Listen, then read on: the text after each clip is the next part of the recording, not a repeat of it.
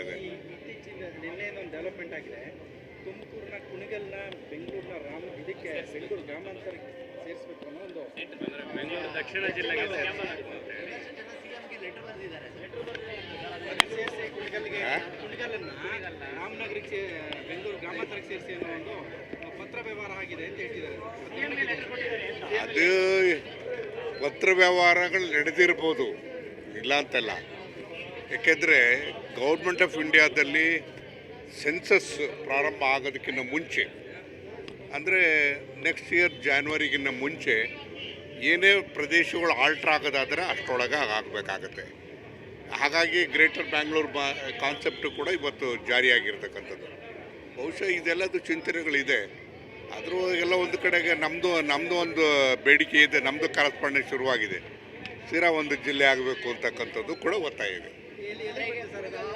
ಆ ಪ್ರೋಸೆಸ್ ಈಗ ನಡೀತಾ ಇದೆ, ನೋಡೋಣ ಎಲ್ಲಿಗೆ ಹೋಗ್ತದೆ. ಸಿರಾ ಜಿಲ್ಲೆ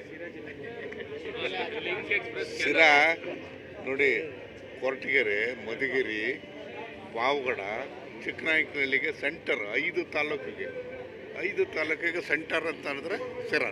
ಸರ್, ಈಗ ಲಿಂಕ್ ಎಕ್ಸ್ಪ್ರೆಸ್ ಕೆನಾಲ್ ವಿಚಾರದಲ್ಲಿ ಉಳಿದಂಥ 10 ತಾಲೂಕಿನ ಶಾಸಕರು ಒಂದಾದರೂ ನಮ್ಮನ್ನ ಕುಣಿಗಲ್ಲನ್ನು ಬೇರ್ಪಡಿಸಿದ್ರು, ನಮಗೆ ಸಪೋರ್ಟ್ ಮಾಡಲಿಲ್ಲ ಕುಡಿಯೋ ನೀರಿನ ವಿಚಾರದಲ್ಲಿ.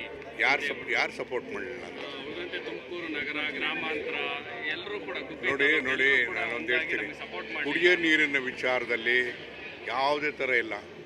ಕುಣಿಗಲ್ಗೆ ನೀರು ಕೊಡಬೇಕು ಅಂತಕ್ಕಂಥದ್ದು ಇವತ್ತಲ್ಲ, ಮೊದಲೇ ತೀರ್ಮಾನ ಆಗಿರ್ತಕ್ಕಂಥದ್ದು. ಕೊಡಬೇಕಾಗಿರ್ತಕ್ಕಂಥ ಜವಾಬ್ದಾರಿ ಇದೆ.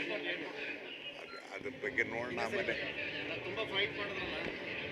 ಅಲ್ಲ, ಈಗೇನು ಕುಣಿಗಲ್ಲು ಬೆಂಗಳೂರು ಗ್ರಾಮಾಂತರ ಜಿಲ್ಲೆಗೆ ಸೇರಬೇಕು ಅಂತ ಅಲ್ಲ, ಅದು ಗೊತ್ತಿಲ್ಲ ನನಗೆ. ಆ ಥರ ಏನು ಪ್ರಪೋಸಲ್ ನನಗೆ ಗೊತ್ತಿರೋ ಪ್ರಕಾರ ಆ ಥರ ಇದೇನು ಪ್ರಪೋಸಲ್ ಕಾಣಲಿಲ್ಲ. ಹೇಮಾವತಿಗೂ ಕುಣಿಗಲ್ಲು ಬೇರೆ ಕಡೆ ಹೋಗೋದಕ್ಕೂ ಅದಕ್ಕೆಲ್ಲದಕ್ಕೂ ಸಂಬಂಧ ಇಲ್ಲ. ಅದೆಲ್ಲ ಊಹಾಪೋಹ.